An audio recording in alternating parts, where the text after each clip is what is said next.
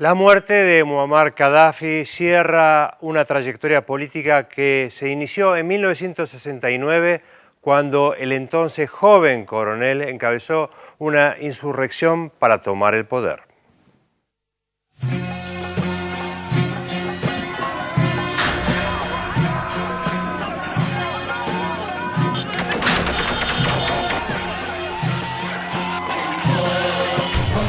معمر القذافي ما عنده منصب حتى يزعل ويستقيل منهم كما فعل الروسان. معمر القذافي ليس رئيس، هو قائد ثورة.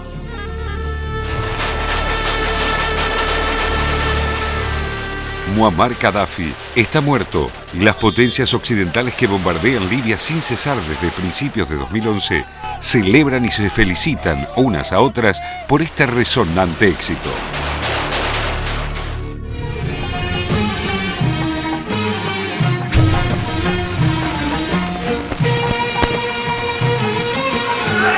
هتافات الجماهير ترتفع إلى عنان السماء، تنير ثورته اليوم أمامه الطريق، تزيح كابوس الظلام وتطلب حصول الرجعية. En septiembre de 1969, Gaddafi, por entonces un joven coronel de 27 años, encabezó un golpe de Estado incruento contra el rey libio Idris, aprovechando un viaje suyo a Turquía por razones de salud. El modelo de Gaddafi era el que le ofrecía el nacionalismo panarabista, representado por Gamal Abdel Nasser y su movimiento de oficiales libres, que había derrocado a la monarquía egipcia en 1952.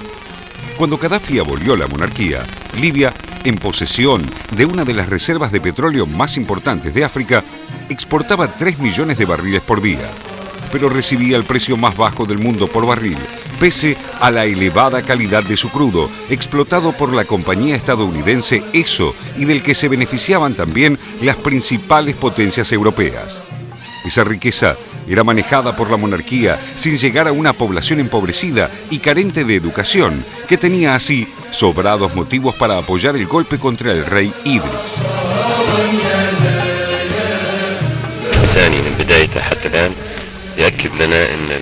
Gaddafi se propuso transformar la sociedad libia implementando un proyecto político muy particular que combinaba ideas socialistas y nacionalistas con un islamismo revolucionario.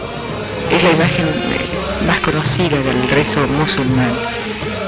Se arrodillan con la cara al suelo mientras invocan el nombre de Alá, el Dios.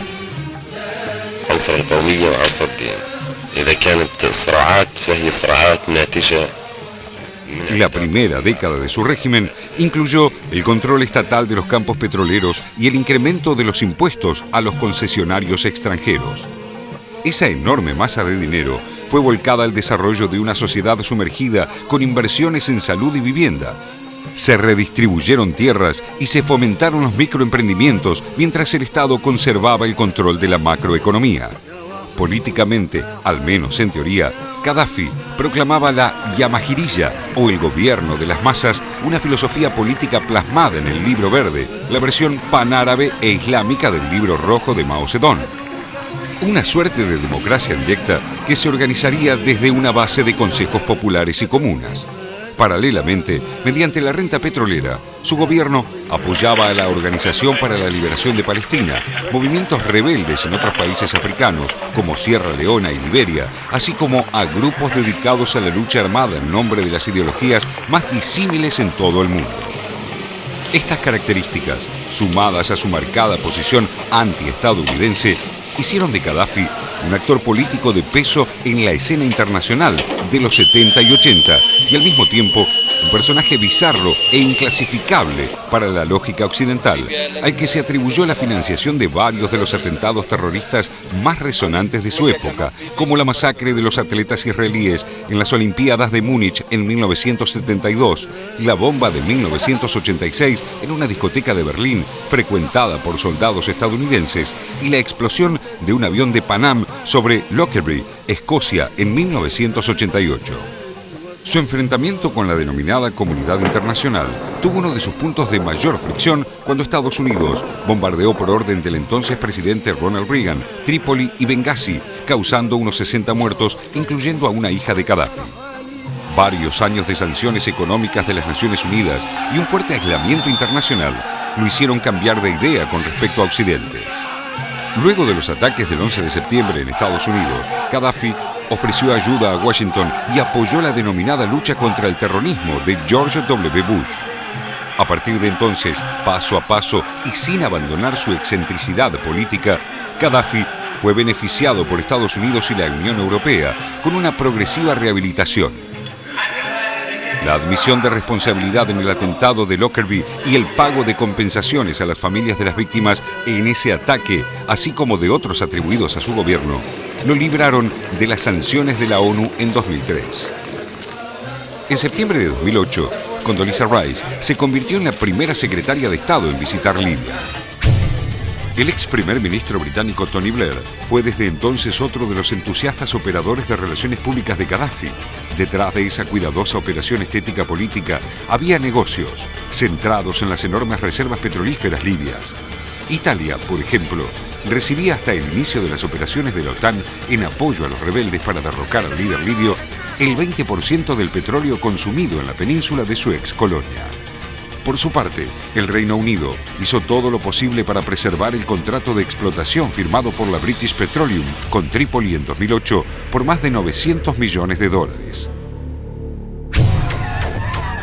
Los acontecimientos globales de los últimos meses demuestran que Occidente ha realizado importantes avances en la administración de justicia en el campo del derecho internacional.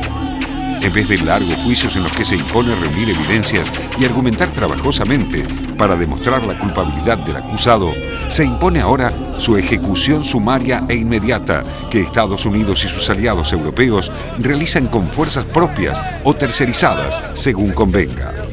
Bin Laden, al-Awlaki, su hijo de 16 años y ahora Muammar Gaddafi, en lo que parece ser solo el comienzo de la lista.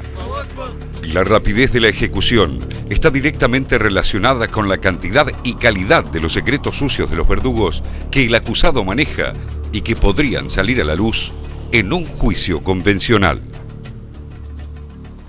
Hemos realizado a lo largo de este año varios informes sobre la situación en Libia y la intención nuestra de invitar al ex canciller Jorge Tayana era tratar de darle un contexto internacional desde alguien que por supuesto tiene un profundo conocimiento también de las cuestiones legales. Gracias nuevamente Tayana por estar con nosotros, sabemos de los problemas que tiene con la voz, pero vamos a tratar de exprimirlo igual.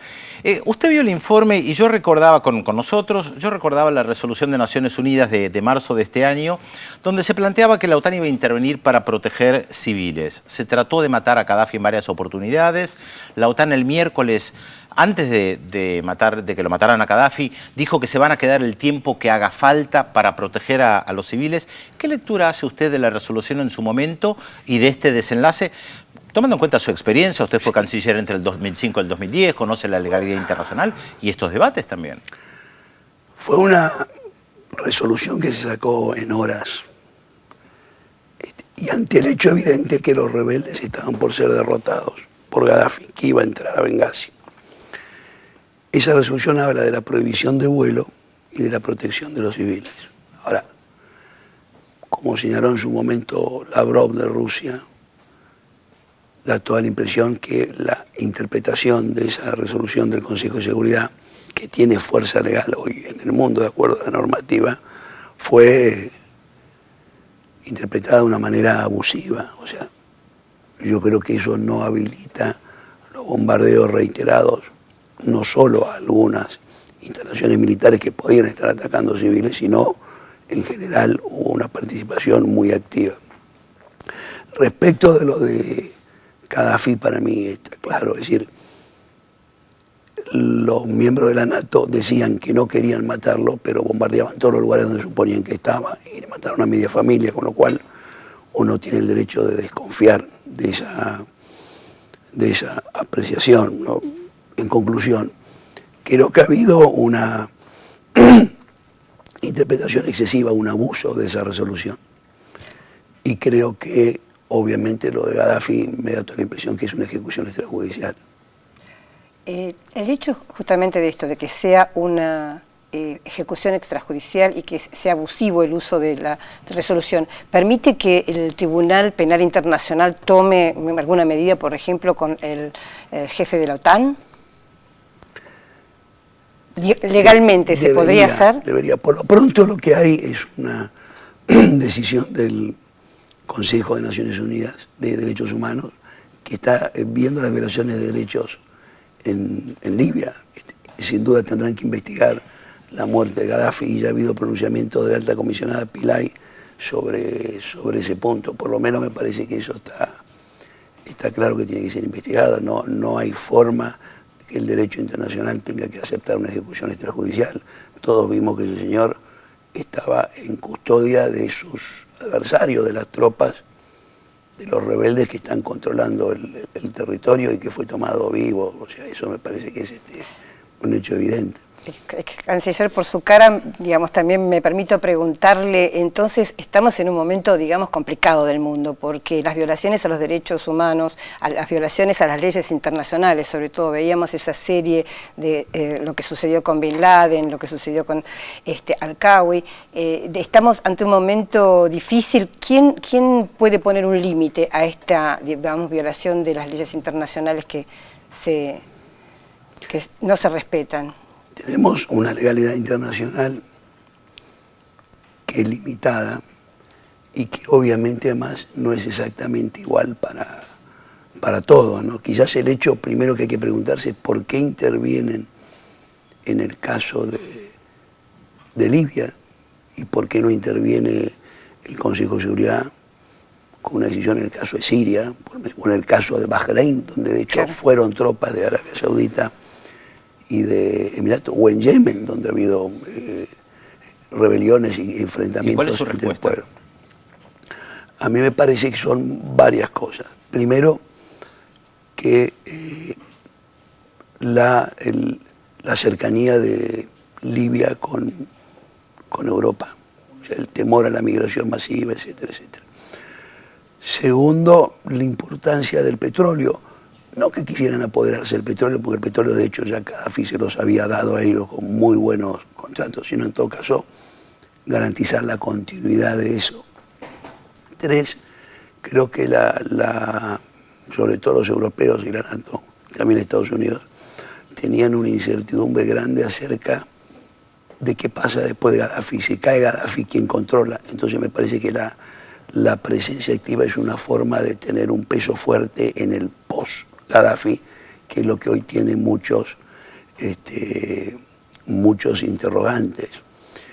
Y cuarto, creo que aprovecharon para cobrarle cuentas a Gaddafi. Gaddafi había hecho toda una negociación con la comunidad internacional, de hecho sabemos que ha participado de cosas complejas, como es el interrogatorio de detenidos de manera ilegal en cárceles clandestinas que después van a Guantánamo, pero me parece que aprovecharon para cobrarle lo que fue o lo que había sido en su historia de una... El avión de Panam sobre Lockerbie, por ejemplo. Esa es mi impresión, ¿no? Ahora, es interesante que el presidente Barack Obama hace horas nada más, ayer decía, esto es una victoria de los libios. Y incluso dijo, sin que ninguno de nuestros soldados pisara la tierra de Libia. Quiero compartir con usted una foto, a ver qué opinión le merece, si podemos ver esta foto de la secretaria de Estado Hillary Clinton. Esta foto es del martes, ella llegó el martes a Trípoli con la B de la victoria, todavía no lo habían matado a Gaddafi. ¿Qué opinión le merece esta foto? Bueno, yo creo que ellos sí apoyaron el accionar de la NATO, pero por cuestiones de opinión pública interna, la oposición de los republicanos no tenían ninguna oportunidad de mandar, tuvieron aviones al principio y los tuvieron que replegar. De hecho, hoy anuncia Obama el repliegue total de las tropas en Irak. Yo creo que ellos querían mostrar su peso en el tema de Libia y de hecho reforzar la presencia porque no habían estado actuando militarmente en la época. Me parece que es una forma... ¿Qué hace Hillary Clinton, secretaria de Estado de los Estados Unidos, haciendo la B de la victoria en Libia? Subirse al barco de los que estaban triunfando, del rebelde del Consejo Provisional, que es un consejo sumamente inestable, y que todavía no se sabe qué control va a tener ni del territorio, ni se sabe exactamente qué gabinete va a nombrar. Teóricamente hay un plan que implica unas elecciones de una especie de consejo que hará una constitución y después elecciones, pero todo eso es una cosa que está muy atada con hilos, ¿no? Claro. Yo le quería volver al tema de las violaciones de la ley internacional, porque hay algunos, como creo que incluso el presidente Hugo Chávez, pero muchos temen que esta situación de violación a la ley internacional asociada a lugares donde hay recursos naturales de gran riqueza, pone en peligro de alguna manera a América del Sur, ¿no? Que es una de las zonas, como sabemos, más rica en recursos naturales. ¿Usted cree que estamos en peligro de que pueda haber una situación no idéntica, pero bueno, que de alguna manera similar, o que se sobrepase una vez más la ley internacional?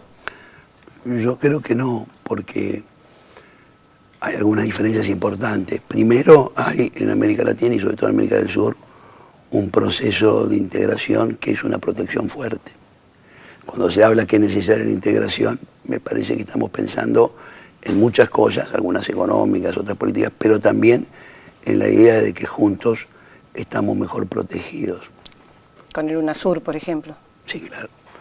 Segundo, me parece que hay una legitimidad de los gobiernos y no hay insurrección. Es decir, una cosa que sí hay que tener presente es que el enfrentamiento y la intervención de la NATO en Libia se da a posteriori del comienzo de una insurrección que se da en el marco de muchos movimientos de levantamiento árabe. Eso es un elemento. Es decir, hay una debilidad de legitimidad de Gaddafi que creo que es fuerte. Debemos recordar que el levantamiento en Bengasi comienza cuando él detiene al abogado de los familiares de los presos masacrados en el motín del 96. O sea, hay una cuestión de legitimidad distinta. En América del Sur los gobiernos tienen una legitimidad y un apoyo a los pueblos y hay un proceso de integración que creo que desanima cualquier intento de acción. Y además hay una situación de paz importante. Pero no se pueden inventar esas insurrecciones a veces. Digo, por ejemplo, el caso de Venezuela, pongamos en Zulia, que es un sector también opositor, y bueno, no se puede, digo, justamente basado en el tema de que a veces la legalidad, lamentablemente en este momento, está en su momento muy débil, ¿no? No, yo creo que no debemos subestimar la legitimidad de los gobiernos de nuestra región. Yo creo que todos nuestros gobiernos han tenido procesos democráticos en donde han sido elegidos los gobernantes.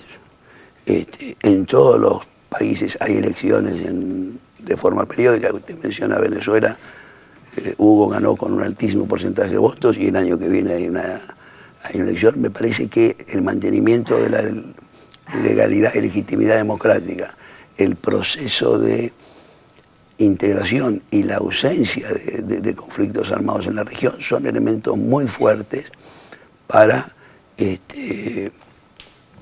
desanimar cualquier intento que tenga otro objetivo, ¿no? Claro. Tayana, se queda un segundo bloque con nosotros cortito, sabemos que tiene esos problemas de voz, pero se queda después de la pausa con nosotros un rato. Si me aguantan ustedes. Entonces, antes de que vayamos al corte, le hago una pregunta breve también. Usted lo conoció a Gaddafi, sí. También cuando visitó Libia, estábamos juntos en ese viaje. ¿Qué impresión le dio el Gaddafi? Yo lo vi varias veces, lo vi en Libia, lo vi en la reunión América del Sur, África, en Venezuela lo había visto en Naciones Unidas años atrás. Gaddafi era una gran personaje, digamos, un hombre que se desenvolvía con un aire un poco monárquico, digamos, un hombre muy importante. Él tenía un enojo importante con los países árabes. Él estaba muy defraudado de los países árabes. Él, de hecho, estaba prácticamente fuera de la liga, no participaba. Y tenía una gran vocación, destacaba por la unidad africana. Se había volcado mucho más a África. Y en África es donde seguramente va a impactar más en la muerte de Gaddafi. Si uno empieza a mirar las distintas repercusiones que ha habido en varios países, suma de de Sudáfrica. Que trató de evitar la intervención de la OTAN hasta último momento. Hizo 2 acciones. Claro. Bueno, porque no hay que olvidarse que fue Mandela el que hace de broker de la reconciliación entre Gaddafi y los grandes países occidentales, sobre todo Gran Bretaña, y a través de eso con Estados Unidos. Y Mandela lo hace por el agradecimiento y reconocimiento que tenía la gente del Congreso Nacional Africano y Mandela por el apoyo que había dado Gaddafi en la época hay que recordar luchaban contra la apartheid. Cuando Mandela estaba preso, el ex vicepresidente de los Estados Unidos, Dick Cheney, que todavía no era vicepresidente, decía que Mandela era un terrorista y Gaddafi lo... Y que apoyaba a Mandela y a Oliver Tambo, que era el secretario del Congreso de la Nación. Vamos a seguir conversando con usted después de otros 2 temitas.